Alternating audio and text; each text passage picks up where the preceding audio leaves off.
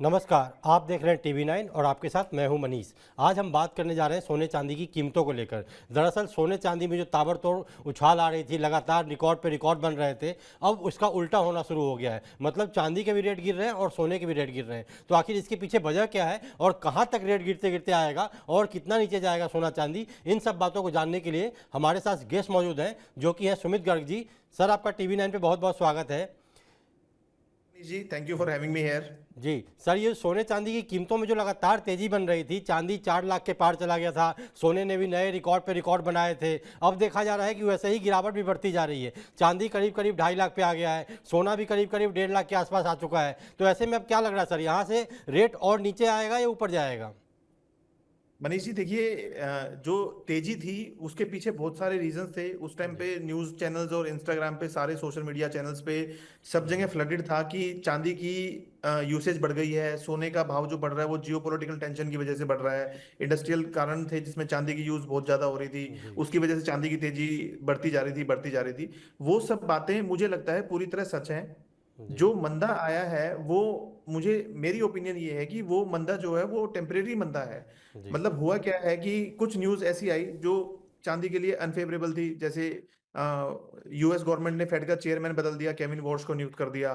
फिर एक न्यूज हमारे पास आती है कि रशिया जो है वो पहले जो रूबल में अपना डॉलर की सेटलमेंट कर रहा था या फॉरेन जी। एक्सचेंज की जो सेटलमेंट रूबल वगैरह में कर रहा था, उसको वो दोबारा से शायद डॉलर में करने की सोच सकता है। इस जी। तरह की जो पॉजिटिव न्यूज आती हैं जिससे वर्ल्ड में थोड़ी स्टेबिलिटी बढ़ने की उम्मीद बढ़ती है, उन जी। न्यूज से लोगों को थोड़ा सेफ लगना शुरू होता है और वो गोल्ड सिल्वर को छोड़कर इक्विटी की तरफ बढ़ते हैं।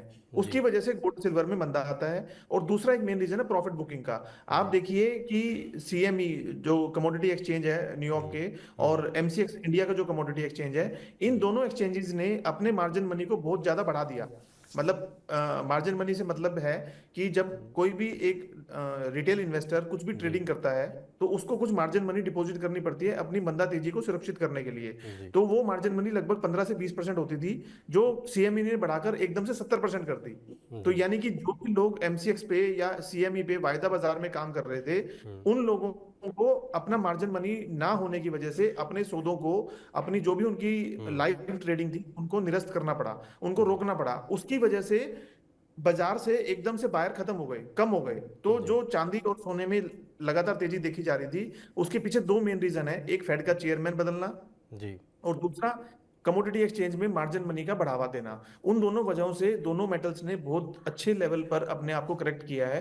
बट जी। मुझे अब ये लगता है कि ये लेवल्स ऐसे हैं जहां पे लोगों को थोड़ा सा पेशेंस और दिखाना चाहिए, थोड़ा जी। होल्ड करना चाहिए।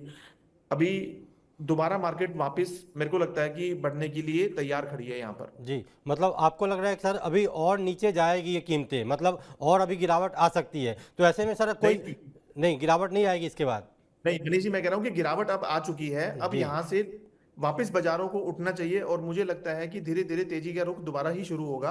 भले उसमें 1 महीना 2 महीना लग जाए, 15 दिन 20 दिन, कुछ भी मतलब समय और लग सकता तेजी, अब यहाँ से तेजी का रुख शुरू हो सकता है, आपका कहना है? शुरू हो जी। सकता है। जी देखिए सर, कुछ चांदी रिपोर्ट्स तो ऐसे थे, लगभग कुछ रिपोर्ट्स में ये कहा जा रहा था, कई रिपोर्ट्स थी जो चांदी को लेकर था कि चांदी 7 लाख के आंकड़े को पार करेगी, सोना 4 लाख को पार करेगा। तो क्या ये सब रिपोर्ट्स अब धरे के धरे रह गए? मतलब ये नहीं नहीं लॉन्ग टर्म के लिए मनीष था जी, ये?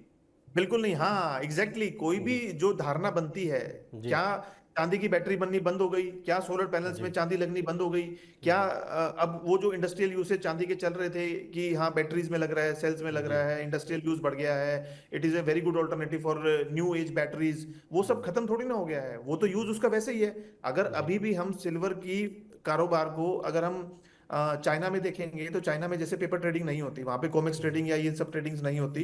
तो जी। वहां की ट्रेडिंग में अगर हम बाजार को देखते हैं, तो अभी भी फिजिकल मार्केट जो है वो $100 के आसपास ही चल रही है, जबकि इंडियन मार्केट्स में या कमोडिटीज एक्सचेंजेस में वर्ल्ड में वो $70 के आसपास आ चुकी है। तो जी। ऐसा नहीं है कि फिजिकल सिल्वर जो है वो दोबारा अवेलेबिलिटी उसकी बढ़ गई है, सप्लाई बढ़ गई है, डिमांड कम हो गई है।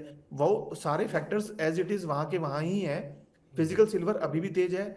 जैसे ही बाजार दोबारा स्टेबल होंगे, बाजारों से ये जो कमोडिटी एक्सचेंजेस में मार्जिन मनी बढ़ने से जो उठापटक हुई है वो जैसे ही स्टेबल होगा, मुझे लगता है बाजार वापस तेजी की तरफ रुख करेगा ही करेगा।